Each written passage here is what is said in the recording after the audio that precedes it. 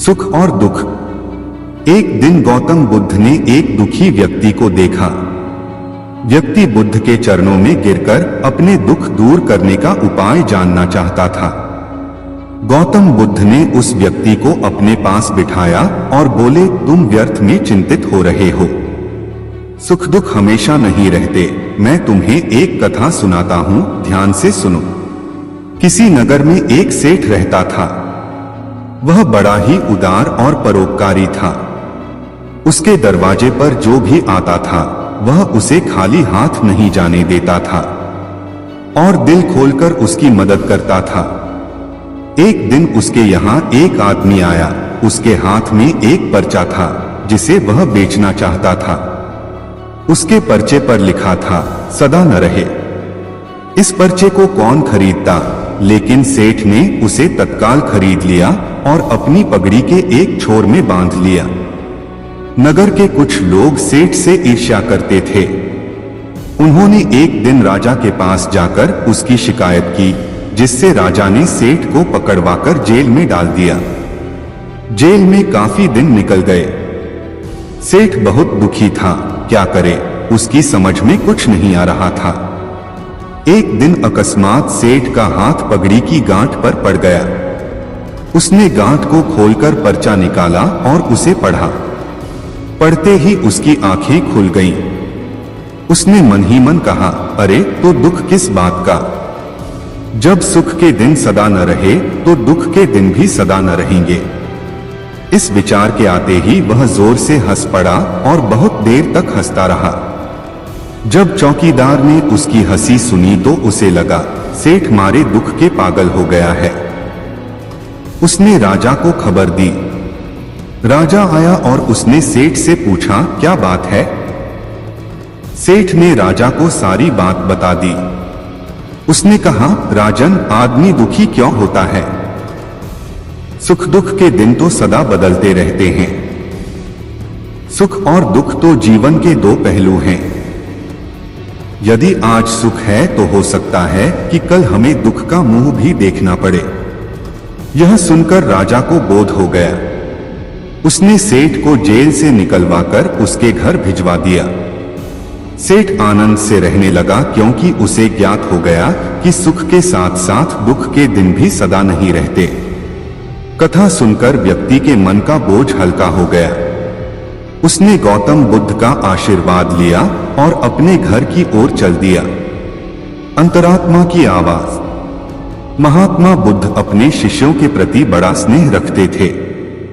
एक दिन उन्होंने अपने शिष्यों को अंतरात्मा की व्याख्या करते हुए एक कथा सुनाई। वे बोले, किसी नगर में एक साधु रहता था। उसके चेहरे पर हर घड़ी प्रसन्नता छाई रहती थी। उसके जीवन में आनंद का साम्राज्य था। लोग अपनी अपनी समस्याएं लेकर उसके पास आते थे और संतुष्ट होकर जाते थे। एक दिन एक सेठ साधु के पास आया और उन्हें प्रणाम करके बोला, महाराज, मेरे पास किसी चीज की कमी नहीं है। धन दौलत बाल बच्चे सब कुछ है, फिर भी मेरा मन बड़ा अशांत रहता है। मैं क्या करूं। साधु ने जवाब नहीं दिया। वह चुपचाप बैठा रहा, फिर उठकर चल दिया। सेठ भी उसके पीछे पीछे चल दिया। आश्रम में एक कोने में जाकर साधु ने आग जलाई और एक एक करके लकड़ी उसमें डालता रहा। आग तेज होती रही। कुछ देर के बाद वह सेठ की ओर बिना देखे उठ खड़ा हुआ। सेठ को बड़ी हैरानी हुई। वह तो अपना दुख लेकर साधु के पास आया था, पर साधु अपने काम में लगा रहा और फिर बिना कुछ कहे वहां से जा रहा था। सेठ ने आगे बढ़कर कहा, स्वामी जी, मैं बड़ी आशा लेकर आपकी सेवा में आया हूं। मुझे कुछ रास्ता तो बताइए। साधु बड़े जोर से हंसते हुए बोला, अरे मूर्ख, मैं इतनी देर से कर क्या रहा था। तुझे रास्ता ही तो बता रहा था। देख, हर आदमी के अंदर एक आग होती है। अगर उसमें प्यार की आहुति दो तो वह आनंद देती है, घृणा की आहुति दो तो वह जलती है। तू अपनी आग में रात दिन काम, क्रोध, लोभ, मोह, मद मत्सर की लकड़ियां डाल रहा है। भले आदमी अगर बीज अशांति के बोएगा तो शांति का फल कैसे पाएगा। अपनी अंतरात्मा को टटोल, सुख और दुख बाहर नहीं बल्कि तेरे भीतर है। सेठ की आंखें खुल गईं। उसे सही रास्ता मिल गया जिससे उसका जीवन नई दिशा में मुड़ गया। सच्ची मेहनत। एक दिन गौतम बुद्ध अपने शिष्यों के साथ भ्रमण कर रहे थे। तभी एक शिष्य ने पूछा, सच्ची मेहनत की क्या परिभाषा है? क्या आप मेरी इस जिज्ञासा का समाधान करेंगे? अवश्य तुम यह कथा सुनो, इससे स्वयं मेहनत की परिभाषा जान जाओगे। कहते हुए बुद्ध ने एक कथा प्रारंभ की। किसी गांव में एक किसान रहता था। उसकी थोड़ी सी खेतीबाड़ी थी। उससे उसे जो कुछ मिल जाता उसी से वह अपनी गृहस्थी की गुजर बसर कर लेता था। कभी किसी के आगे हाथ नहीं फैलाता था। संयोग से उस किसान का एक बैल मर गया। बेचारा बड़ी परेशानी में पड़ गया। खेत को बोना जरूरी था, पर बोए कैसे? बैल तो एक ही रह गया था। उसने बहुत सोचने के पश्चात एक फैसला किया। हल के जुए में एक ओर बैल जोता और दूसरी ओर अपनी स्त्री, और फिर काम करने लगा। उसी समय वहां का राजा अपनी रानी के साथ रथ पर उधर से गुजरा। अचानक उसकी निगाह हल पर गई, जिसके जुए में एक ओर बैल और दूसरी ओर स्त्री थी। उसे बड़ा आश्चर्य हुआ, साथ ही दुख भी। उसने रथ को रुकवाया और किसान के पास जाकर पूछा, यह तुम क्या कर रहे हो? किसान ने निगाह उठाकर उसकी ओर देखा और बोला, मेरा एक बैल मर गया है और खेत को बोना जरूरी है। राजा ने कहा, भले मानस, कहीं स्त्री से भी बैल का काम लिया जाता है? किसान बोला, क्या करूं और उपाय हो क्या है? उपाय? राजा ने कहा, तुम मेरा एक बैल ले लो, जाओ। किसान बोला, मेरे पास इतना समय नहीं है। इतना कहकर उसने बैल को आगे बढ़ा दिया। राजा ने कहा, सुनो भाई, तुम अपनी स्त्री को बैल लाने के लिए भेज दो। जब तक वह आए तब तक मैं उसके स्थान पर काम करूंगा। किसान की स्त्री ने कहा, तुम तो बैल देने को तैयार हो, पर तुम्हारी पत्नी ने इनकार कर दिया तो? राजा बोला, नहीं, ऐसा नहीं होगा। किसान राजी हो गया। उसकी स्त्री राजा के यहाँ बैल लेने चली गई और राजा ने हल का जुआ अपने कंधे पर रख लिया। किसान की स्त्री ने जब रानी के पास जाकर राजा की बात कही तो वह बोली, बहना, एक बैल से कैसे काम चलेगा? तुम्हारा बैल कमजोर है, हमारा बैल मजबूत है। दोनों साथ काम नहीं कर सकेंगे। तुम हमारे दोनों बैलों को ले जाओ। स्त्री बड़ी लज्जित हुई। उसे तो डर था कि कहीं वह एक बैल भी देने से इनकार न कर दे। वहीं एक छोड़ दोनों को देने के लिए रानी तैयार थी। स्त्री बैल लेकर आई और पूरे खेत की बुवाई हो गई। कुछ समय बाद फसल उगी। किसान ने देखा तो उसे अपनी आंखों पर विश्वास नहीं हुआ। सारे खेत में अनाज पैदा हुआ, लेकिन जितनी जमीन में राजा ने हल चलाया था और उसका पसीना गिरा था, उतनी जमीन में मोती उगे थे। यह करामात सच्ची मेहनत की थी। जहां राजा जनता की सेवा में अपना पसीना बहाता है, वहां ऐसा ही फल मिलता है। गौतम बुद्ध कथा समाप्त करते हुए बोले, कहो शिष्य, क्या अब भी तुम्हारी जिज्ञासा शांत नहीं हुई? अवश्य प्रभु, मैं समझ गया कि सच्ची मेहनत की परिभाषा क्या है। बिना सेवा विद्या नाही। धीरे धीरे शाम ढलती जा रही थी। अंधेरा गहराता जा रहा था। बुद्ध के शिष्यों के चेहरों पर थकान साफ झलक रही थी। बुद्ध समझ चुके थे कि शिष्यों को विश्राम की आवश्यकता है। अतः उन्होंने एक सुरक्षित स्थान देखकर शिष्यों को रुकने का आदेश दिया। कुछ समय पश्चात एक शिष्य ने बुद्ध से प्रश्न किया, भंते, क्या विद्या को किसी से बल द्वारा भी सीखा जा सकता है? कदापि नहीं, विद्या को केवल सेवा भाव से ही सीखा जा सकता है। इसी संबंध में मैं तुम्हें एक बहुत बलशाली राजा की कथा सुनाता हूँ, सुनो। एक फकीर था। वह जंगल में घासफूस की कुटिया बनाकर रहता था। उसे एक विद्या आती थी। वह पीतल को सोना बना देता था, लेकिन इस विद्या का प्रयोग वह तभी करता था जब उसे उसकी बहुत आवश्यकता होती थी, और वह भी गरीबों के फायदे के लिए। एक दिन एक बहुत ही गरीब ब्राह्मण उसके पास आया। उसको अपनी लड़की का विवाह करना था और उसके पास एक फूटी कौड़ी भी नहीं थी। उसने फकीर को अपनी परेशानी बताई। फकीर ने समझ लिया कि यह सचमुच परेशानी में है। उसने पीतल के एक बर्तन को सोने का बनाकर उसे दे दिया और कहा कि इस बर्तन को बेचकर उन रुपयों से अपनी बेटी का विवाह कर लेना। ब्राह्मण उस बर्तन को लेकर एक सुनार की दुकान पर गया।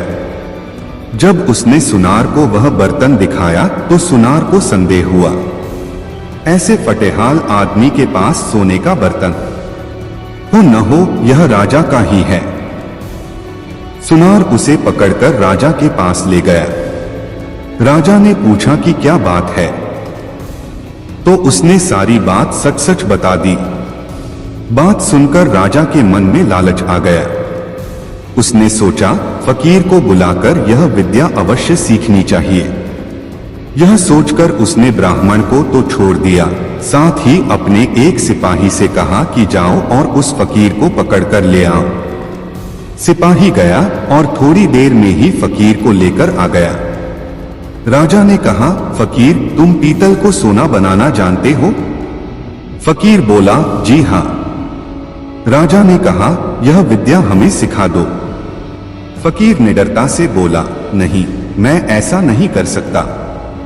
जानते हो मैं कौन हूं? राजा ने कड़क कर कहा। फकीर बोला, जानता हूं, खूब अच्छी तरह से जानता हूं। राजा को बहुत गुस्सा आया। उसने कहा, मैं तुम्हें 15 दिन का समय देता हूं। अगर इस बीच तुमने मुझे विद्या सिखा दी तो ठीक, नहीं तो फांसी पर लटकवा दूंगा। उसने फकीर को भेज दिया। वह रोज शाम को उसके पास सिपाही भेजता कि वह तैयार है या नहीं। फकीर का एक ही उत्तर, नहीं। ऐसी विद्या को राजा छोड़ना नहीं चाहता। उसने देख लिया कि फकीर को डराने धमकाने से कोई नतीजा नहीं निकलेगा, तो उसने दूसरा उपाय सोचा। जब 7 दिन बाकी रह गए तो उसने अपना भेष बदला और फकीर के पास जाकर उसकी सेवा करने लगा। उसने फकीर की इतनी सेवा की कि फकीर खुश हो गया। फकीर ने पूछा, बोल तू क्या चाहता है? राजा ने कहा, मुझे आप वह विद्या सिखा दीजिए जिससे आप पीतल से सोना बना देते हैं। फकीर ने उसे विद्या सिखा दी और कहा, देख, इसका इस्तेमाल दीन दुखियों की भलाई के लिए ही करना। राजा अपने महल में आ गया। 15वें दिन उसने फकीर को बुलाया और कहा, बोलो, विद्या सिखाने को तैयार हो या नहीं? फकीर ने कहा, नहीं। तो तुम्हें फांसी लगवा दूं? जरूर। तब राजा ने गर्व से हंसकर कहा, जिस विद्या का तुम्हें इतना घमंड है उसे मैं जानता हूं। इतना कहकर राजा ने एक पीतल के बर्तन को सोने का बनाकर दिखा दिया। फकीर ने कहा, राजन, तुमने यह विद्या किसी की सेवा करके सीखी है। विद्या कभी भी डरा धमकाकर हासिल नहीं की जा सकती। सभी शिष्य कहानी का अर्थ समझ चुके थे। इसके पश्चात सभी ने एक साथ भोजन किया और विश्राम करने लगे। शांति का मार्ग। एक दिन गौतम बुद्ध अपने शिष्यों के मध्य शांति की चर्चा कर रहे थे। चर्चा करते हुए उन्होंने अपने शिष्यों को एक कथा सुनाई। एक व्यापारी था। उसने व्यापार में खूब कमाई की। बड़े बड़े मकान बनवाए, नौकर चाकर रखे, लेकिन दुर्भाग्य की बात है कि उसके दिन फिर गए। व्यापार में घाटा आया और वह एक एक पैसे के लिए मोहताज हो गया। जब उसकी परेशानी असहनीय हो गई, तब वह एक साधु के पास गया और रोते हुए बोला, महाराज, मुझे कोई मार्ग बताइए जिससे मुझे शांति मिले। साधु ने पूछा, तुम्हारा सब कुछ चला गया? व्यापारी ने कहा, हाँ महाराज। साधु बोला, तुम्हारा था तो उसे तुम्हारे पास रहना चाहिए था। वह चला कैसे गया? व्यापारी चुप हो गया। जन्म के समय तुम अपने साथ कितना धन लाए थे? स्वामी जी, जन्म के समय तो सब खाली हाथ आते हैं। साधु बोला, ठीक है, अब यह बताओ कि मरते समय अपने साथ कितना ले जाना चाहते हो? मरते समय साथ कौन ले जाता है जो मैं ले जाऊंगा? साधु बोला, जब तुम खाली हाथ आए थे और खाली हाथ जाओगे तो फिर चिंता किस बात की करते हो? व्यापारी ने कहा, महाराज, जब तक मौत नहीं आती तब तक मेरी और मेरे घर वालों की गुजर बसर कैसे होगी? साधु हंस पड़ा, जो धन के भरोसे रहेगा उसका यही हाल होगा। तुम्हारे हाथ पैर तो हैं, उन्हें काम में लाओ। पुरुषार्थ सबसे बड़ा धन है। ईश्वर पर भरोसा रखो। शांति का यही एकमात्र मार्ग है। व्यापारी की आंखें खुल गईं। उसका मन शांत हो गया। जाने कितने वर्षों के बाद पहली बार रात को उसे चैन की नींद आई और उसके शेष दिन बड़े आनंद में बीते। प्रातःकाल दैनिक कार्यों से निवृत्त होकर गौतम बुद्ध के सभी शिष्य एकत्र हो गए। गौतम बुद्ध ने संदेश देना आरंभ किया। बोले, आज मैं तुम्हें ऐसे व्यक्ति की कथा सुनाता हूँ जिसके पास सब कुछ होते हुए भी वह दुखी था। गौतम बुद्ध ने कहना आरंभ किया। किसी नगर में एक सेठ रहता था।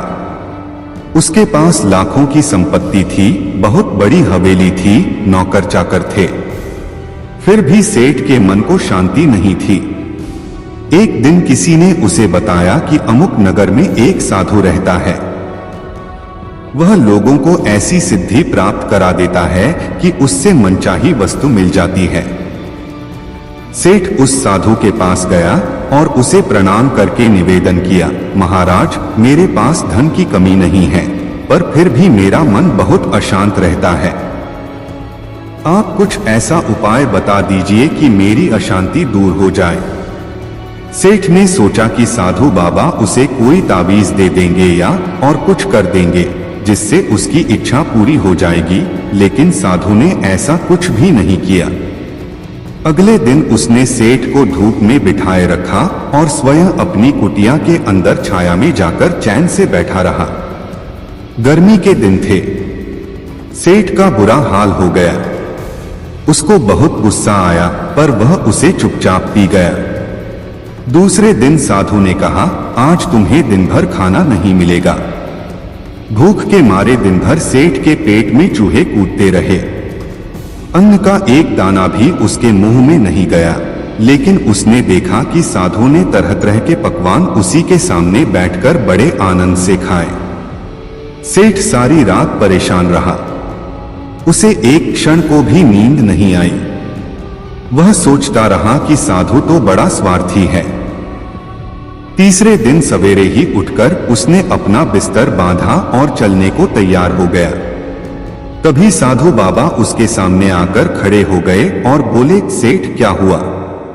सेठ ने कहा, मैं यहाँ बड़ी आशा लेकर आपके पास आया था, लेकिन मुझे यहाँ कुछ नहीं मिला। उल्टे ऐसी मुसीबतें उठानी पड़ी जो मैंने जीवन में कभी नहीं उठाई। मैं जा रहा हूं। साधु हंसकर बोला, मैंने तुम्हें इतना कुछ दिया, पर तूने कुछ भी नहीं लिया। सेठ ने विस्मय भाव से साधु की ओर देखा और बोला, आपने तो मुझे कुछ भी नहीं दिया। साधु ने कहा, सेठ, पहले दिन जब मैंने तुम्हें धूप में बिठाया और स्वयं छाया में बैठा रहा, तब मैंने तुम्हें बताया कि मेरी छाया तेरे काम नहीं आ सकती। जब मेरी बात तेरी समझ में नहीं आई तो दूसरे दिन मैंने तुम्हें भूखा रखा और स्वयं खूब अच्छी तरह खाना खाया। उससे मैंने तुम्हें समझाया कि मेरे खा लेने से तेरा पेट नहीं भर सकता। सेठ, याद रख, मेरी साधना से तुझे सिद्धि नहीं मिलेगी। धन तूने खुद पुरुषार्थ से कमाया है और शांति भी तुझे अपने ही पुरुषार्थ से मिलेगी। सेठ की आंखें खुल गईं। अब उसे अपनी मंजिल पर पहुंचने का रास्ता मिल गया था। साधु के प्रति कृतज्ञता व्यक्त करता हुआ वह अपने घर लौट आया। पिता का नाम शुद्धोधन था। वे कपिलवस्तु के राजा थे। बात उस समय की है जब गौतम बुद्ध का जन्म भी नहीं हुआ था। राजा शुद्धोधन के कोई संतान न थी। इसी कारण संतान प्राप्ति की चाह में वे सदैव विचारमग्न रहते थे। संतान प्राप्ति की चाह में ही उन्होंने 2 विवाह किए थे। राजा शुद्धोधन की बड़ी रानी का नाम महामाया और छोटी का नाम प्रजापति था। धीरे धीरे समय व्यतीत हो रहा था। राजा शुद्धोधन अब अधेड़ अवस्था से वृद्धावस्था की ओर अग्रसर होने लगे थे। देवी देवताओं की पूजा अर्चना और दान पुण्य आदि करने के बाद भी उन्हें संतान का सुख न मिल सका। समय बीतने के साथ साथ राजा की तृष्णा भी बलवती होती जा रही थी। ऐसा प्रतीत होता था जैसे भाग्य के देवता राजा शुद्धोधन से कुपित हो गए हैं, तभी तो उनकी श्रद्धा और निष्ठा भी कोई रंग न ला सकी थी। अब राजा की तृष्णा चिंता और गहन चिंता में बदलने लगी थी। राज्य में चारों ओर सुख, शांति और समृद्धि थी, किंतु अपना उत्तराधिकारी न होने के कारण यह सब कुछ राजा को निरर्थक ही प्रतीत होता था। निःसंतान होने का दुख राजा शुद्धोधन को ही नहीं, रानी महामाया और रानी प्रजापति को भी था। इस चिंता को दूर करने का उपाय किसी के हाथ में न था, अतः वे सभी मौन थे। एक समय की बात है कि रानी महामाया रात्रिकाल में अपने इष्ट देव का स्मरण कर शैया पर लेट गई। लेटते ही उनकी आंख लग गई और उनकी आंखों के सामने भिन्न भिन्न प्रकार के सुखद स्वप्न चित्र तैरने लगे। स्वप्नों का तांता रात भर लगा रहा। स्वप्न आते रहे और सुखद अनुभूति देकर विस्मृत होते रहे। रात्रि का अंतिम प्रहर चल रहा था। रानी महामाया ने स्वप्न में देखा कि 4 यक्ष, जिनके मुखमंडल तेज से प्रदीप्त थे, उनके निकट आए। यक्षों ने रानी को प्रणाम किया और पुष्प के समान बड़ी कोमलता से उन्हें उठाकर एक ओर को उड़ चले।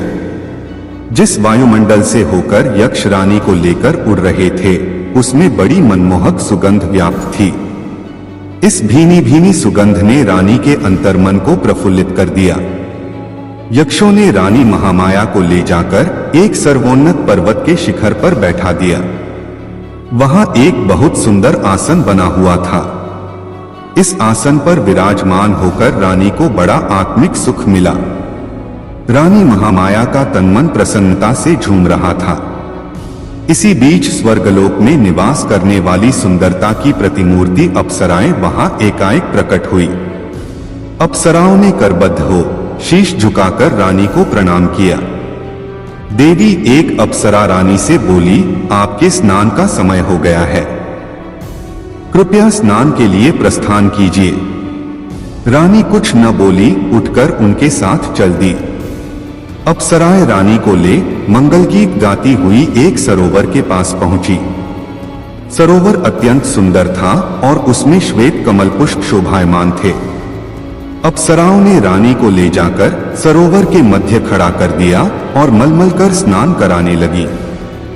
सरोवर का जल रानी के शरीर पर पड़ते ही उनकी काया कंचन जैसी हो गई। इस दिव्य जल के स्नान से रानी का शरीर भी अप्सराओं के समान ही सुंदर हो गया। रानी महामाया आश्चर्यचकित होकर अपने रूप सौंदर्य को निहार रही थी। दिव्य जल से स्नान करने के बाद उनकी काया अत्यंत कमनीय और सुंदर हो गई थी।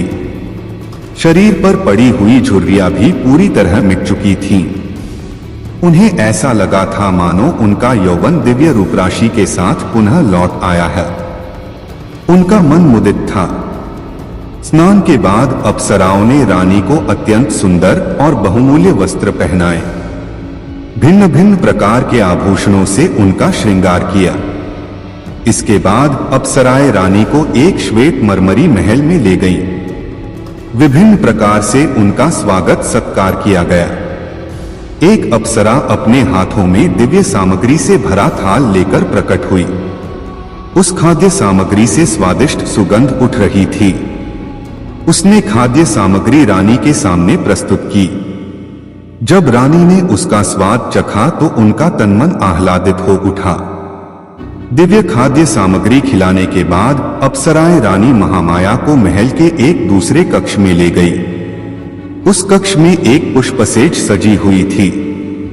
अप्सराओं के आग्रह पर रानी पुष्य सज्जित सेज पर विश्राम करने लगी। उस सेज के सामने ही रानी को एक स्वर्ण शैल और उस पर मंडराता सुंदर हाथी अपने अत्यंत निकट प्रतीत हुआ।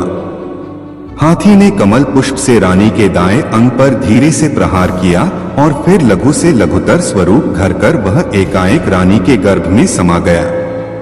रानी ने भय और आश्चर्य से तुरंत अपनी आंखें खोल दी। अब रानी को पता चला कि वह स्वप्न देख रही थी। बड़ा ही आश्चर्यचकित कर देने वाला और सुखद स्वप्न था, आंख खुलते ही जिसका समापन हो गया था। जब राज ज्योतिषी ने स्वप्न के फल की गणना कर बताया कि उनके यहाँ एक यशस्वी पुत्र रत्न का जन्म होगा, तो उनको प्रसन्नता की कोई सीमा न रही। राजा ज्योतिषी की घोषणा ने जैसे राजा, रानी और प्रजा के ऊपर से चिंता की कालिमा को समाप्त कर दिया था।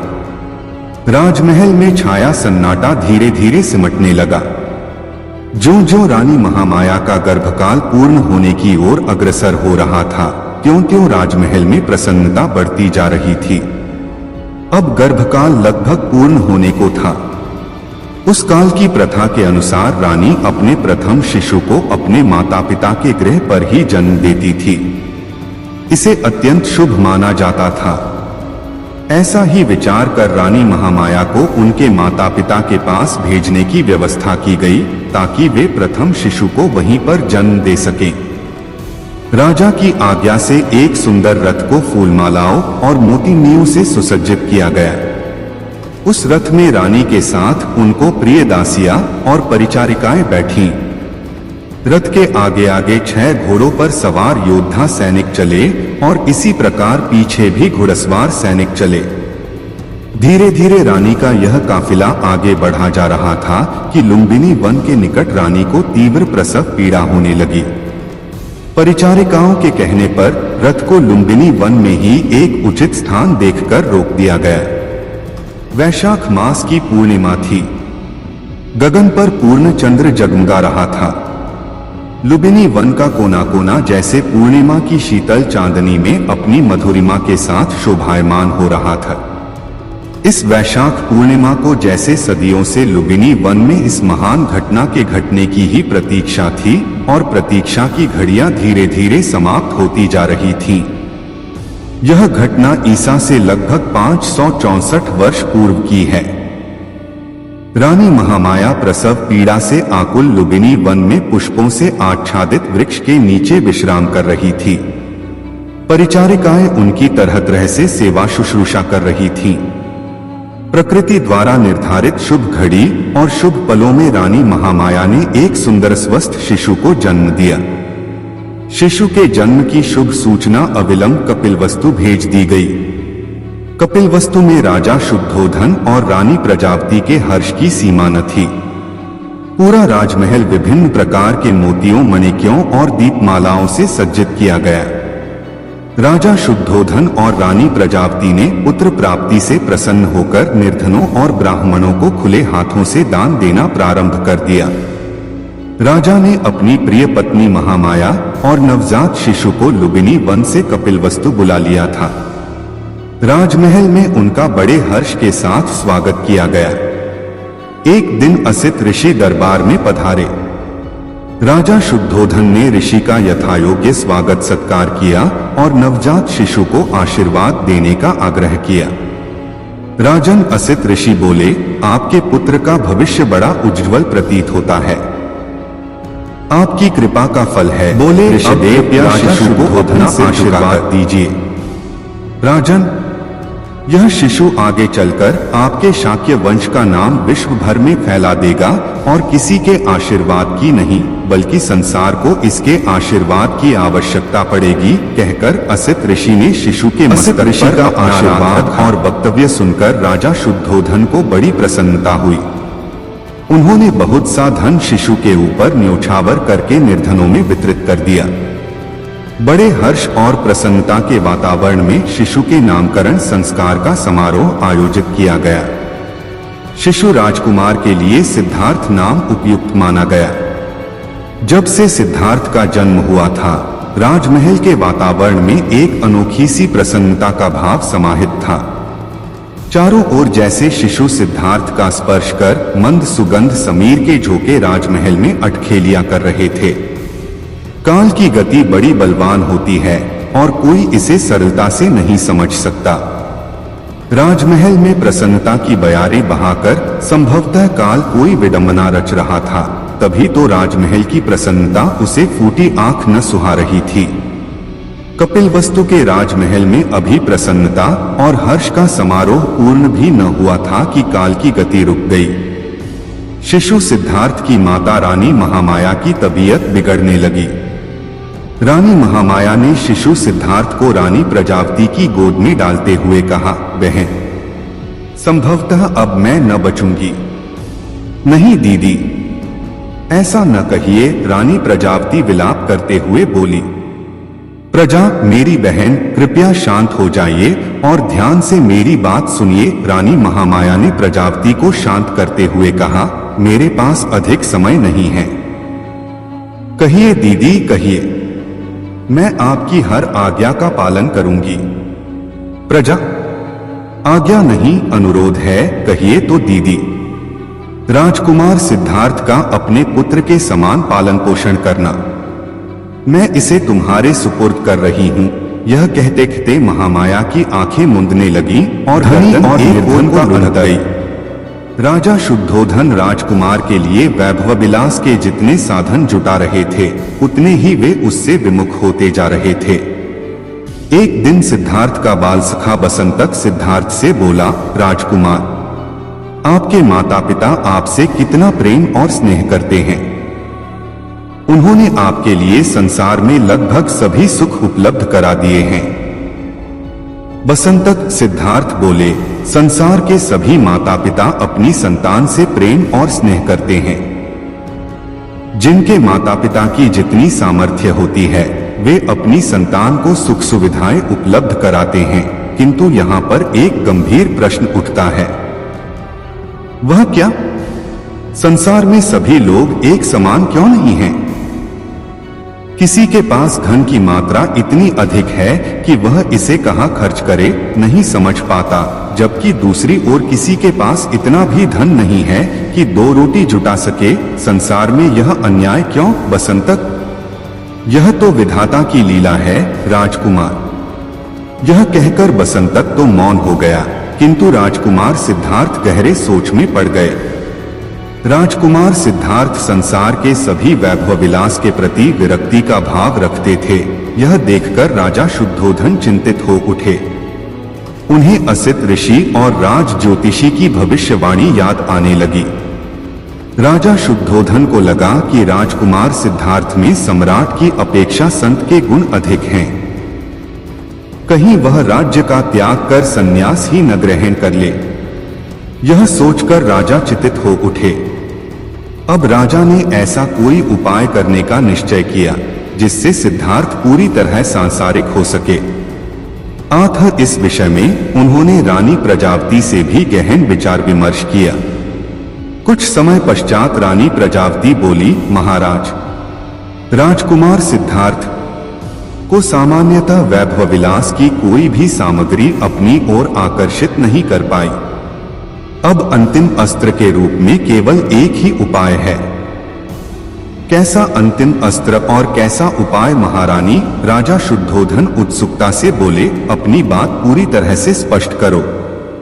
देव, अब राजकुमार युवा हो चुके हैं। यदि हम उनका किसी सुंदर राजकुमारी से विवाह कर दें तो वह उसके सौंदर्य पाश में जकड़ा जा सकता है। कदाचित आपकी बात ठीक लगती है महारानी। यदि हम राजकुमार का विवाह कर दें तो वह निश्चय ही विवाह बंधन में जकड़ा जा सकेगा। तब शीघ्र ही राजकुमार के विवाह हेतु स्वयंवर का आयोजन कीजिए। महाराज, हाँ अवश्य, हम ऐसा ही करेंगे। कहते हुए राजा शुद्धोधन के मुखमंडल पर दृढ़ता के भाव छा गए। सिद्धार्थ और यशोधरा कुछ समय पश्चात ही राजा शुद्धोधन ने अपने निश्चय को कार्यरूप में परिणत कर दिया। अपने राज्य के सभी निकटवर्ती राजाओं को उन्होंने अपनी राजकुमारियों के साथ राजकुमार सिद्धार्थ के स्वयंवर में आने के लिए आमंत्रित किया। राजकुमार सिद्धार्थ अत्यंत सुंदर, उदार और प्रतिभाशाली थे। प्रत्येक राजा अपनी पुत्री का विवाह उनके साथ करने के लिए उत्सुक था। स्वयंवर की तिथि और वार निश्चित कर दिए गए थे। निर्धारित समय पर विभिन्न राज्यों के राजा अपनी पुत्रियों के साथ स्वयंवर में आ विराजे। स्वयंवर मंडप में सभी अभ्यागतों के बैठने और विश्राम की समुचित व्यवस्था की गई थी। मंडप को रंग बिरंगे पुष्पमालाओं से सुसज्जित किया गया था। एक और एक ऊंचे मंच पर राजकुमार सिद्धार्थ बैठे हुए थे। उनके निकट ही रत्नों और मोती माणिक्यों से भरा एक थाल रखा गया था। राजा शुद्धोधन और राज्य के उच्चाधिकारी गण भी मंच पर एक और विराजमान थे। राजा की आज्ञा से स्वयंवर की कार्रवाई आरंभ हुई। विभिन्न राज्यों की राजकुमारियां क्रमशः राजकुमार सिद्धार्थ के आसन के निकट पहुंचती और उन्हें अभिवादन करती, किंतु राजकुमार किसी की ओर दृष्टि उठाकर नहीं देख रहे थे। राजकुमार सिद्धार्थ अपने निकट रखे थाल में से मुट्ठी भर मोती माणिक्य उठाते और चुपचाप आने वाली राजकुमारी को भेंट स्वरूप दे देते। राजकुमारी उदास मुख लिए लौट जाती। बहुत देर से यही क्रम चलता रहा, यहाँ तक कि थाल के सभी मोती माणिक्य इसी प्रकार राजकुमारियों में वितरित हो गए। अब केवल थाल ही शेष था। अंततः एक राजकुमारी सिद्धार्थ के पास आई। उसकी आंखें चंचल हिरणी के समान थीं। उसकी पायलों की रूंझुन ने एकाएक राजकुमार सिद्धार्थ को अपनी ओर आकर्षित किया। राजकुमार ने उसकी ओर देखा तो राजकुमारी का मुख लाज की लालिमा से लाल हो गया। इस राजकुमारी का नाम यशोधरा था। यशोधरा अभिवादन करके लौटने लगी तो राजकुमार सिद्धार्थ ने थाल में मोती निकालने के लिए हाथ डाला, किंतु थाल खाली देखकर वह सन्न रह गया। राजकुमार सिद्धार्थ यशोधरा के सौंदर्य को सप्रेम निहार रहे थे, किंतु जब उन्हें मोती माणिक्य से भरा थाल रिक्त मिला तो बहुत संकोच हुआ। वे अपने मंच से उठ खड़े हुए और बिना कुछ सोचे विचारे ही यशोधरा के सामने जा खड़े हुए। तभी सिद्धार्थ ने अपने गले में पड़े बहुमूल्य मुक्ताहार को उतारा और निःसंकोच भाव से यशोधरा के गले में डाल दिया। तभी स्वयंवर स्थल पर मंगल वाद्य बजने लगे और महाराज शुद्धोधन एवं राजकुमार सिद्धार्थ की जय जयकार गूंजने लगी। राजा शुद्धोधन ने आसन से खड़े होकर उपस्थित सभी गण्यमान्य जनों का आभार व्यक्त किया और राजकुमार सिद्धार्थ का राजकुमारी यशोधरा से विवाह करने की घोषणा कर दी। राजकुमारी यशोधरा के पिता ने भी उपस्थित जनों का धन्यवाद करते हुए राजा शुद्धोधन की घोषणा का अनुमोदन किया। इस विवाह घोषणा को सुनकर उपस्थित जनों को बड़ा हर्ष हुआ, किंतु वहां पर कम से कम एक व्यक्ति ऐसा भी उपस्थित था जो इस घोषणा से विक्षुब्ध था। देवदत्त के मुख देवदत्त का विरोध और क्षोभ के भाव थे। वह शीघ्रता से चलकर यशोधरा के पिता के पास पहुंचा और उनसे बोला, राजन, आपने तो यह प्रतिज्ञा की थी कि जो भी वीर पुरुष अस्त्र शस्त्र के संचालन में प्रतियोगिता का मुख्य विजेता रहेगा, उसी के साथ राजकुमारी यशोधरा का विवाह होगा। देवदत्त की बात सुनकर यशोधरा के पिता निरुत्तर हो गए। वास्तव में वे अपनी यह प्रतिज्ञा विस्मृत कर बैठे थे। अब उन्होंने तुरंत राजा शुद्धोधन से बात की और अस्त्र शस्त्र की प्रतियोगिता आयोजित करने का अनुरोध किया। राजा शुद्धोधन ने अनुरोध स्वीकार कर लिया। सभी जनों का विचार था कि राजकुमार सिद्धार्थ कोमल हृदय का और अहिंसा में विश्वास करने वाला राजकुमार है और वह इस प्रतियोगिता में सहज ही पराजित हो जाएगा, परंतु हुआ इसके विपरीत। राजकुमार सिद्धार्थ ने अपने सभी प्रतिद्वंद्वियों को पराजित करके प्रथम विजेता का पद प्राप्त किया। राजकुमार सिद्धार्थ से पराजित होकर देवदत्त लज्जा से सिर झुकाकर वहां से चला गया। अपने राजकुमार की जीत पर राजा शुद्धोधन, रानी प्रजावती और सभी प्रजाजनों को आश्चर्य मिश्रित प्रसन्नता हुई। अब यशोधरा के पिता ने प्रसन्नतापूर्वक अपनी पुत्री का विवाह राजकुमार सिद्धार्थ के साथ कर दिया। यशोधरा सिद्धार्थ जैसा सुंदर, गुणवान और प्रतिभा संपन्न वीर पति पाकर बड़ी प्रसन्न थी। इसी प्रकार सिद्धार्थ भी यशोधरा जैसी सुंदर, सुशील और सलज्ज अर्धांगिनी पाकर जैसे फूला न समाया था। यशोधरा को पाकर सिद्धार्थ जैसे स्वयं को भी भूल गया था। अपनी नवयौवनान व विवाहित पत्नी के साथ वह प्रायः पुष्प वाटिका में घूमता रहता और उसके बालों में पुष्प सजाकर हंसता मुस्कराता रहता। सत्य से परिचय। राजकुमार सिद्धार्थ को यशोधरा का सौंदर्य पाश भी अधिक समय तक बांधकर न रख सका। एक दिन सिद्धार्थ के मन में नगर भ्रमण की इच्छा हुई। उसने अपने सेवक छंदक को घोड़ा तैयार करने का आदेश दिया। छंदक ने सिद्धार्थ का प्रिय घोड़ा कथंग तैयार कर दिया और राजकुमार को उस पर सवार कराकर नगर भ्रमण के लिए चल दिया। राजाज्ञा द्वारा ऐसा प्रबंध करा दिया गया कि मार्ग में कोई भी ऐसा कारुणिक या कष्टदायी दृश्य न दिखाई पड़े जिससे राजकुमार सिद्धार्थ के हृदय पर कुप्रभाव पड़े। उस मार्ग पर युवा और सुंदर युवक युवतियां खड़े हुए थे जो राजकुमार के ऊपर पुष्प वर्षा कर रहे थे। सहसा उस मार्ग से दूर एक अन्य मार्ग पर राजकुमार की दृष्टि पड़ी। वहां कोई वृद्ध व्यक्ति लाठी टेकता कराहता हुआ धीरे धीरे चल रहा था। छंदक सिद्धार्थ बोला, वह व्यक्ति झुककर क्यों चल रहा है? उसके हाथ में डंडा क्यों है और वह इतना असुंदर क्यों है? छंदक ने एक क्षण उस वृद्ध व्यक्ति की ओर देखकर धीरे से कहा, राजकुमार, वह व्यक्ति वृद्ध हो चुका है। अधिक आयु हो जाने के कारण उसका शरीर निर्बल होकर झुक गया है। इसी कारण वह लाठी का सहारा लेकर चलता है। आयु ने उसका चेहरा झुर्रियों से भर दिया है। इसी कारण वह असुंदर लगता है, अन्यथा वह भी कभी बहुत सुंदर रहा होगा। छंदक की बात सुनकर सिद्धार्थ बोला, क्या सभी लोग वृद्ध हो जाने पर इसी प्रकार के हो जाते हैं? हाँ राजकुमार, यही सत्य है।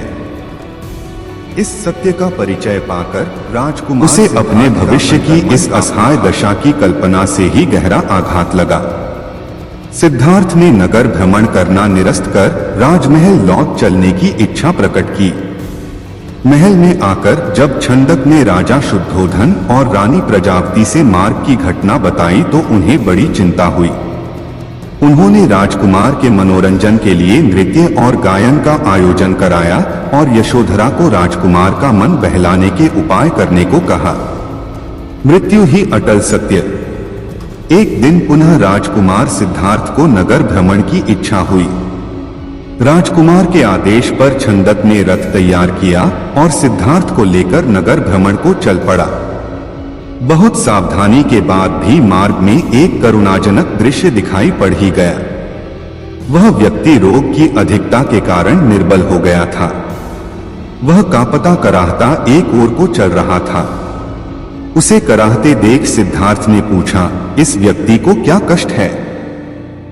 यह कराह क्यों रहा है?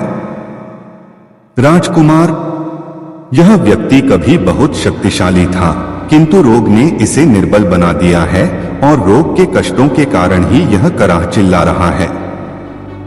ओह, क्या यह रोग हर किसी को हो जाता है? हाँ राजकुमार, रोग राजा, रंग, छोटा बड़ा और स्त्री पुरुष किसी में भेद नहीं करता। यह किसी को भी अपनी चपेट में ले लेता है। छंदक की बात सुनकर राजकुमार क्षण भर के लिए विचारमग्न हो गया। छंदक धीरे धीरे रथ आगे बढ़ा रहा था। अभी उनकी दृष्टि से एक दृश्य हटा ही था कि एक और कारुणिक दृश्य उनके सामने आ गया। 4 व्यक्ति एक शैया को चारों कोनों से थामे बढ़े चले जा रहे थे। उनके पीछे कुछ व्यक्ति रोते हुए और कुछ मौन चल रहे थे। छंदक, यह क्या है? राजकुमार ने पूछा। राजकुमार, एक व्यक्ति की मृत्यु हो गई है। ये लोग शैया पर डालकर उसका अंतिम संस्कार करने ले जा रहे हैं। जो व्यक्ति उसके पीछे रोते हुए चल रहे हैं वे मरने वाले के परिजन हैं। इस व्यक्ति की मृत्यु क्यों हो गई? छंदक: राजकुमार, मृत्यु तो अटल सत्य है। यह तो संसार के सभी प्राणियों को आनी है। तब क्या मैं, यशोधरा, महाराज आदि सभी मृत्यु को प्राप्त होंगे? अवश्य राजकुमार, कुछ समय पहले या बाद में सभी प्राणियों की मृत्यु होनी निश्चित है। जो जन्म लेता है वह मृत्यु को अवश्य प्राप्त होता है। छंदक की बात सुनकर सिद्धार्थ मौन हो गया। रथ धीरे धीरे आगे बढ़ रहा था। राजकुमार सिद्धार्थ की आंखों के सामने दृश्य लगातार बदलते जा रहे थे। सिद्धार्थ अभी विचारमग्न नहीं था कि आगे से भगवा वस्त्र धारण किए एक व्यक्ति आता हुआ दिखाई दिया। तप और साधना से उस व्यक्ति का मुखमंडल दमक रहा था। उसके होठों पर स्थायी मुस्कान विराजमान थी। सिद्धार्थ ने उसे देखकर पूछा, छंदक, यह प्रसन्नचित्त और तेजस्वी पुरुष कौन है? राजकुमार, यह तपस्वी सन्यासी है। यह संसार के रागद्वेष से मुक्त है। संसार में कुछ भी होता रहे, यह सदैव निर्लिप्त रहता है। इसी कारण यह सदैव प्रसन्न रहता है। अब राजकुमार सिद्धार्थ ने मन ही मन विचार किया कि इस संसार के भोग विलास में कुछ नहीं रखा।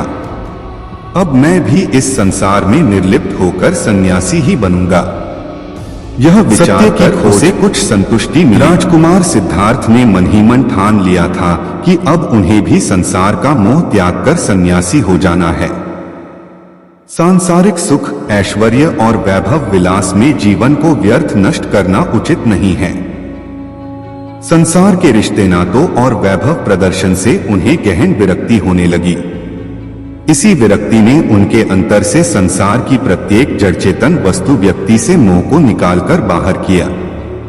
जब सिद्धार्थ नगर भ्रमण से महल में लौटा तो उसे शुभ समाचार मिला कि यशोधरा ने एक सुंदर पुत्र को जन्म दिया है।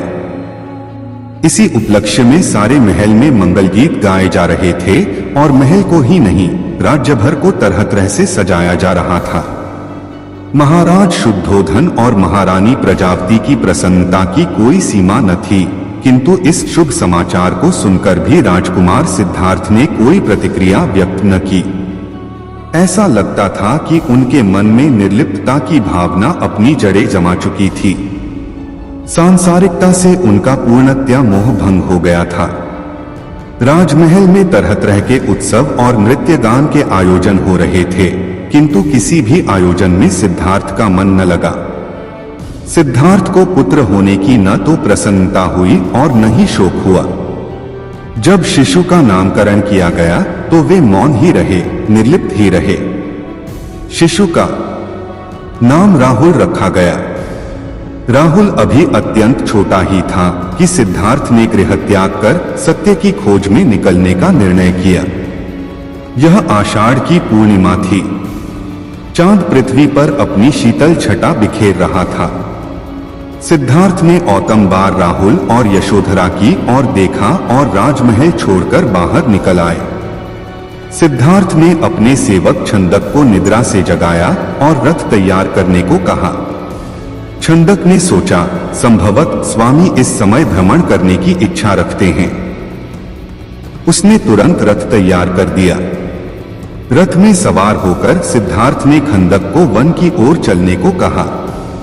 अनोमा नदी के निकट जंगल में जाकर सिद्धार्थ ने छंदक से रथ रोकने को कहा। रथ रुकते ही वे रथ से नीचे आ गए। सिद्धार्थ ने अपने सभी राजसी अलंकरण और वस्त्र उतारकर छंदक को सौंपे और उसे महल लौट जाने का आदेश दिया। सिद्धार्थ का आदेश सुनकर छंदक फूट फूट कर रोने लगा। राजकुमार, छंदक शोकाकुल स्वर में बोला, जब महाराज और महारानी आपके सन्यासी होने का समाचार सुनेंगे तो उनका तो हृदय ही फट जाएगा। वे इस दुख को कैसे सहन कर पाएंगे? छंदक, यह संपूर्ण संसार ही दुखों का मेला है। संसार में रहकर केवल दुख ही पाया जा सकता है। यदि सुख पाना है तो यह संसार छोड़ना होगा। मैं सुख दुख की इस श्रृंखला को समाप्त करने के लिए ही गृह त्याग कर रहा हूं और फिर सिद्धार्थ ने कटार से अपने रेशमी मुलायम केशों को काट डाला।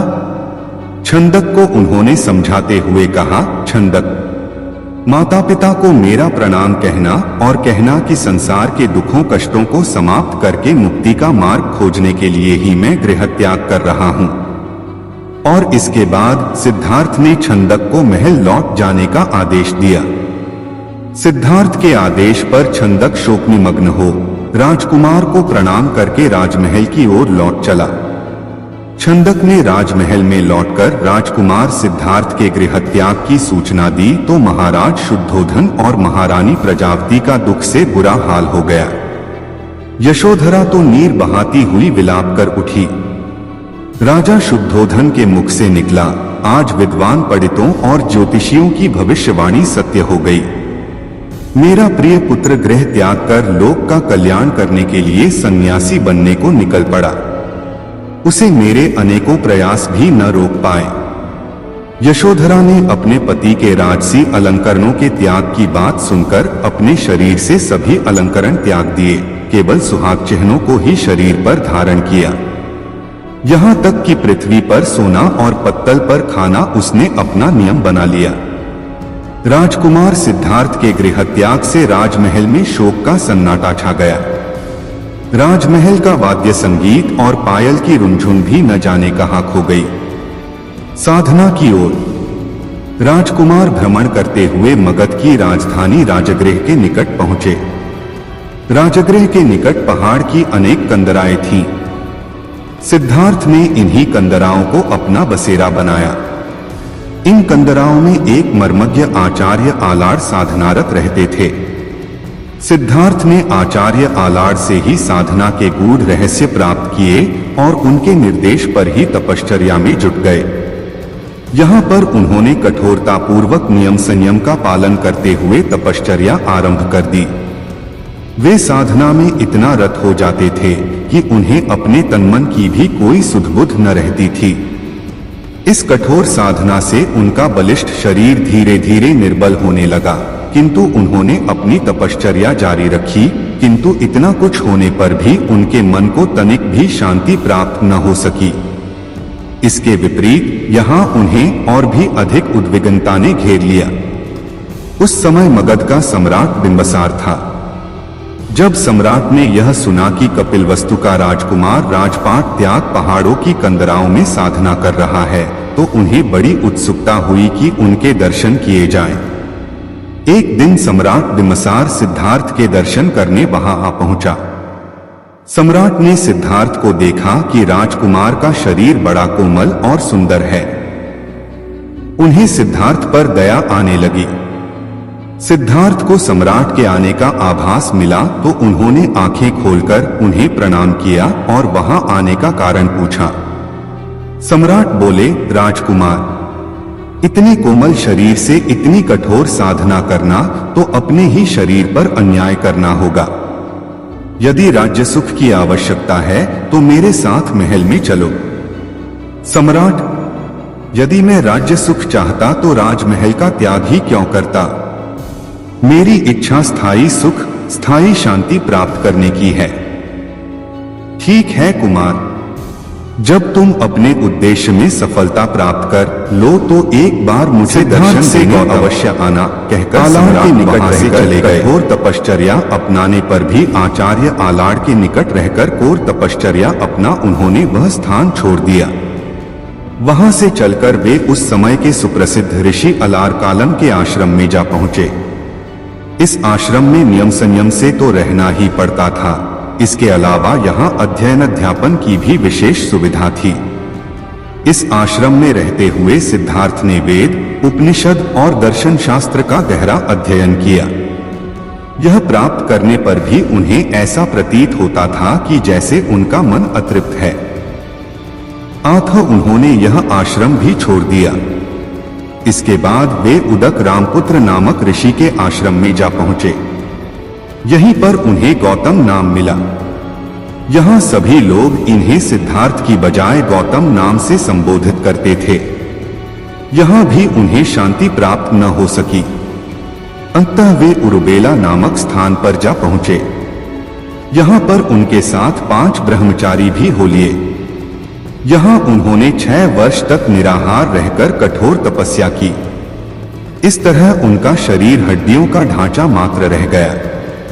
कठोर निराहार तपश्चर्या से भी सिद्धि प्राप्त न हुई तो गौतम ने विचार किया कि इससे तो मृत्यु प्राप्त हो सकती है, किंतु सिद्धि कदापि नहीं। इसी बीच एक शूद्र ग्वाले की कन्या सुजाता ने एक मन्नत मांग रखी थी कि यदि उसे उसको इच्छानुसार पति और पुत्र प्राप्त हुआ तो वह वन देवता के रूप में बरगद की पूजा करेगी। सुजाता की इच्छा पूर्ण हुई थी। अतः उसने अपनी मन्नत के अनुसार 1000 गायों का दूध निकालकर 100 गायों को पिलाया और उन 100 गायों का दूध निकालकर 10 को और 10 का दूध निकालकर 1 गाय को पिलाया। फिर उस एक गाय के दूध की खीर बनाकर बरगद वृक्ष के निकट आई। वहां गौतम बैठे साधना कर रहे थे। सुजाता ने खीर गौतम के सामने रख दी। गौतम ने निसंकोच होकर खीर का भोग लगाया। यह देखकर उनके निकट साधना कर रहे 5 ब्रह्मचारियों ने उन्हें भोगलिप्त समझकर त्याग दिया। अल्प मात्रा में खीर को भोग लगाकर गौतम को संतुष्टि मिली और उन्होंने पुनः साधना आरंभ कर दी। खीर का भोग लगाकर जब गौतम का मन साधना में भली प्रकार रत न हुआ तो वे निरंजना फल्गु नदी के पास पीपल के वृक्ष के नीचे साधना में रत हो गए। साधना करते हुए उनका मन चंचल हो उठता था।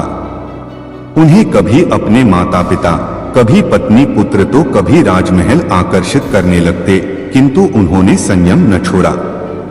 मन पर विजय प्राप्त करके वे ध्यान की पहली अवस्था तक जा पहुंचे। धीरे धीरे उन्होंने ध्यान की चारों अवस्थाओं को प्राप्त कर लिया।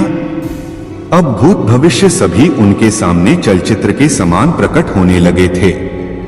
उस समय रात्रि का 3रा प्रहर चल रहा था। चारों ओर नीरव सन्नाटे का साम्राज्य था।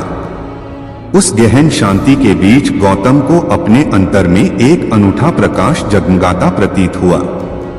अनुपम ज्ञान की ज्योति उनके अंतर्मन को आलोकित करती प्रतीत हुई। तभी उन्हें शाश्वत सत्य के दर्शन हुए। उनके सारे संशय और भ्रम नष्ट हो गए और मन को असीम शांति प्राप्त हुई। गौतम को बोध प्राप्ति। निरंतर 7 दिन और 7 रात्रि गौतम पीपल के वृक्ष के नीचे बैठे थे। उस दिन वैशाख पूर्णिमा थी। रात्रि में चंद्रमा अपनी शीतल चांदनी से संसार को अमृत तुल्य शीतलता से जगमगा रहा था। इस रात्रि को गौतम को बोध ज्ञान की प्राप्ति हुई और वे गौतम बुद्ध कहलाने लगे। जिस पीपल वृक्ष के नीचे गौतम को बोध की प्राप्ति हुई उसे बोधि वृक्ष कहा गया। बोध गया बिहार के प्राचीन मंदिर के पीछे आज भी यह बोधि वृक्ष और वज्रासन विद्यमान है। गौतम को जिस समय बोध की प्राप्ति हुई उस समय उनकी आयु 35 वर्ष थी। देवताओं ने इस समय उन पर पुष्प वर्षा कर अपनी प्रसन्नता प्रकट की। गौतम बुद्ध ने विकारों और तृष्णा को नष्ट करने का मार्ग ढूंढ लिया था। उन्हें मृत्यु से अमर्त्य की ओर आने का मार्ग मिल गया था और निर्वाण की प्राप्ति हो गई थी। संसार के रोग शोक हर्ष विषाद अब गौतम बुद्ध के ऊपर कोई प्रभाव नहीं डाल सकते थे। उन्हें दिव्य ज्ञान की प्राप्ति हो गई थी और उसी दिव्य ज्ञान की छटा बिखेरने के लिए वे भ्रमण को निकल पड़े। जो 5 ब्रह्मचारी गौतम बुद्ध को भोग लिप्त मानकर त्याग आए थे वे एक स्थान पर साधना कर रहे थे। भ्रमण करते हुए गौतम बुद्ध उधर से आ निकले। 5 ब्रह्मचारियों ने गौतम बुद्ध की दिव्य मुख मुद्रा देखी तो चकित रह गए। वे समझ गए थे कि उन्हें बोध की प्राप्ति हो गई है। वे 5 गौतम बुद्ध के चरणों पर गिर पड़े। बुद्ध ने उन्हें अपना शिष्य बना लिया और उन्हें उपदेश दिया। इस उपदेश में बुद्ध ने कहा, धर्मपरायण जीवन जीने के लिए मर्यादा का पालन करो, तृष्णा को त्याग दो और जाति पाति के भेदभाव को समाप्त करो तथा सभी से मृदुल मधुर व्यवहार करो। गौतम बुद्ध का यह उपदेश धर्मचक्र प्रवर्तन कहा गया। यह उपदेश अत्यंत सरल और स्वीकार्य था। इससे सामान्यतः सभी का भला होता था। आथा कुछ ही समय में बुद्ध के सैकड़ों शिष्य बन गए। इसके बाद उन्होंने संपूर्ण देश में धर्म प्रचार आरंभ कर दिया। उन्होंने अपने 60 प्रमुख शिष्यों को धर्म प्रचार के लिए चारों दिशाओं में भेज दिया। गौतम बुद्ध वर्णभेद, रूढ़िवाद और यज्ञ के लिए की जाने वाली हिंसा के विरुद्ध थे। वे कहा करते थे, हिंसा मानवीय धर्म नहीं है। यदि बलि देने की इच्छा है तो प्राणी मात्र की बलि देने की अपेक्षा अपने विकारों और वासनाओं की बलि दो। हिंसा करके, बलि देकर शुभत्व की प्राप्ति नहीं हो सकती। गौतम बुद्ध ने जाति भेद और वर्ण व्यवस्था का भी विरोध किया। इस बारे में वे कहा करते थे, जन्म से कोई भी मनुष्य न तो ब्राह्मण और न ही शूद्र। मैं न ब्राह्मण हूँ, न क्षत्रिय हूँ, न वैश्य हूँ और न शूद्र। ये सभी धर्म के आडंबर मात्र हैं। मैं एक सामान्य जन हूँ। जब कोई व्यक्ति संघ में सम्मिलित होता तो उससे उसके जाति धर्म के बारे में कुछ भी नहीं पूछा जाता था। उससे केवल 3 बार निम्न उच्चारण कराया जाता था, बुद्धं शरणं गच्छामि, संघ शरणं गच्छामि, धर्म शरणं गच्छामि। यह सूत्र उच्चारण करने पर श्रद्धालु को संघ में सम्मिलित कर लिया जाता।